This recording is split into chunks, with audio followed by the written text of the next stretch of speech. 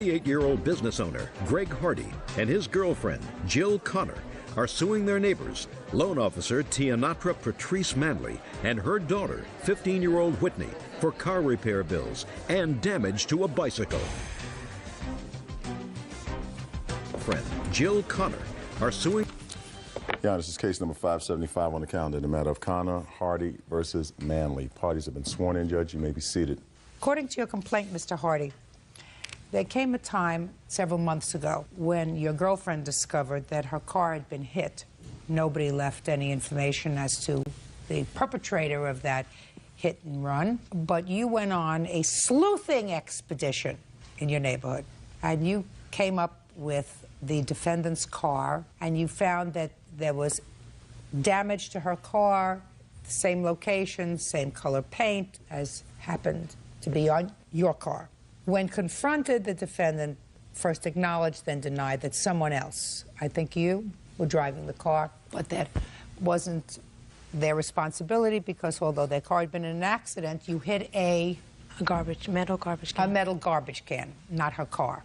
Later, which is the second part of your complaint, you claimed that while acting very innocently, the defendant ran over you while you were on your bicycle, causing you medical bills, lost wages, pain and suffering, et cetera, et cetera. So you want the damage to your car, you want all the aggravation medical bills as a result of being hit by the defendant with her car.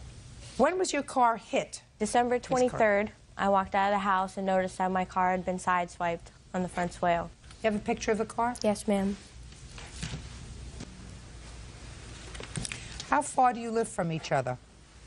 I think we have about 5 or 6 homes between us. How long have you lived there? 6 years. And you? 5. Never had any problem with each other before? No. Nasty. Mm-hmm. What kind of paint was on your car? Your paint and what other paint? And a dark green paint. Another dark green. Okay. I only have damage, a dent, 2 dents in the front side of my car. She has a swipe, and my car hit a metal dumpster at McDonald's. Well, you don't know that. You weren't driving the car. Yes, ma'am, that's true. They told you that that's what happened? Yes, ma'am, that's true. Who was driving the car? My uncle, Patrick. You were with Patrick? Yes. Had you borrowed the car? Yes. When? My mom had given it to us a couple days before Christmas to go to McDonald's because she was cooking. So on the same date that Miss Connor's car was damaged? I'm not positive. Well, that's what it is. A couple of days before Christmas. Christmas comes the same time every year. Thursday night. That's December 25th. It was at nighttime I gave him the car. She said a couple of days before Christmas, which would have been the time that this happened. Whitney, when you came home, did you immediately tell your mother that you had been in an accident? No, I didn't. Did your uncle? No, he didn't. Why not? Because we were afraid that we wouldn't get our Christmas gifts since it was right before Christmas. And we didn't want to upset her. So how did you hide the car? Well, at the time, my mom was driving my grandmother's new Dodge Ram truck. So the car was parked in the carport, and she doesn't usually have no reason to go on the side of the house, and she hasn't seen it. So you concealed the fact that you were in this accident. Who owned the dumpster? McDonald's. Did you tell them that you hit their dumpster?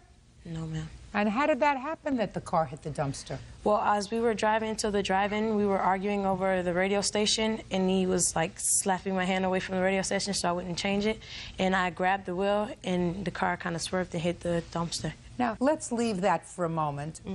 When you approached Miss Manley, what did she say? I knocked at the front door.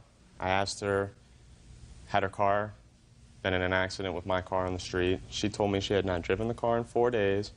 I knew nothing about it. I asked her to come outside and look at her car. Was she surprised? Oh, she was very surprised to see the damage on her car. Called Whitney to the carport door. She asked Whitney if Whitney had driven the vehicle. Whitney said yes, she had driven the vehicle. That's not true. Shh, don't. That's not true. Shh, don't speak. Sorry. And that she had sideswiped my girlfriend's car on her way to McDonald's. Listen to me. I'm sorry. Okay, I'm sorry, but that's not true. Okay. What do you think? I don't hear? I heard what you said, and I told you to be quiet. You're going to have an opportunity to respond.